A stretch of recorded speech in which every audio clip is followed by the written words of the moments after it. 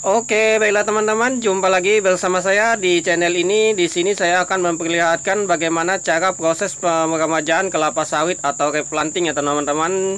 Di sini untuk replanting sendiri diberi dana hibah kira-kira 50 juta rupiah sampai 60 juta rupiah ya teman-teman. Untuk tahun kemarin kami mendapatkan per kaplingnya adalah 50 juta rupiah ya teman-teman. Dana tersebut tidak diperintahkan atau disuruh untuk mengansur ya teman-teman. Yang penting kita mempunyai syarat, yaitu untuk satu kaplingnya yaitu kita harus mempunyai surat tanah, yaitu sertifikat ya teman-teman, sebagai bukti bahwa tanah itu adalah milik sendiri ya teman-teman, milik sendiri. Dan yang kedua, kita harus bergabung di dalam kesatuan koperasi ya teman-teman, karena untuk mengelola sawit sendiri tidak bisa dilakukan sendiri ya teman-teman. Sedangkan mengirim saja buah atau buah ke pabrik kita harus melalui koperasi, yaitu menggunakan SPB yaitu ya teman-teman. Nah, daripada itu sebenarnya tujuan utama dari peremajaan sawit ini adalah pemerintah agar kita tidak membuka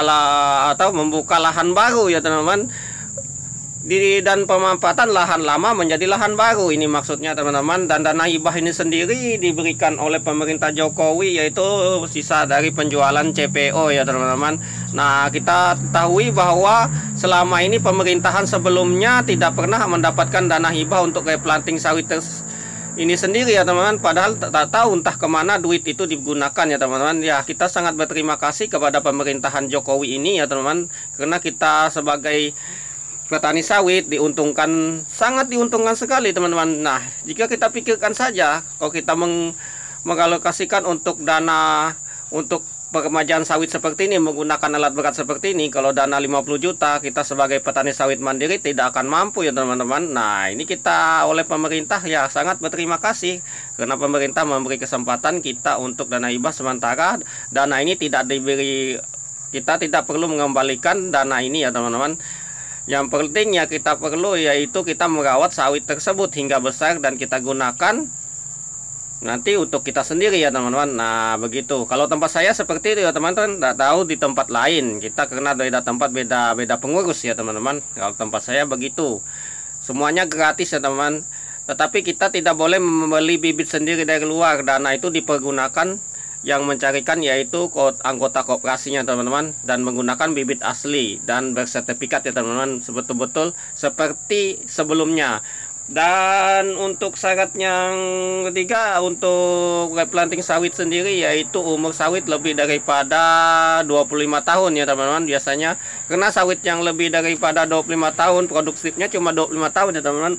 Karena untuk sawit, sementara untuk sawit di sini sendiri untuk plasmanya lebih daripada 25 tahun ya teman-teman. Nah, kita tidak mengerti untuk pemerintah sebelumnya kenapa tidak replanting sebelum-belumnya ya teman-teman. Padahal dana ini sudah lama ya, sudah lama ada. Kita tidak tahu dikorupsi kalau tidak ngerti kita ya teman-teman. Nah, untuk plasma sendiri sini lebih dari 40 tahun ada ya teman-teman, karena bersamaan dengan penanaman sawit PTP ya. Nah, untuk Pirlock sendiri ada yang 25 tahun sudah, paling muda ya 15 tahun. Nah, untuk itu, untuk produksi sawit umur segitu itu tidak produktif sekali dan buahnya sangat sedikit. Dan untuk mendapatkan minyaknya juga dari pengelolaan pabrik biasanya dapatnya juga sedikit teman-teman. Yang tinggi asamnya, pH-nya malah lebih tinggi, setahu saya selama saya kerja di pabrik. Oke, sampai di situ aja penyampaian saya. Jumpa lagi, jangan lupa subscribe-nya. Oke, bye-bye.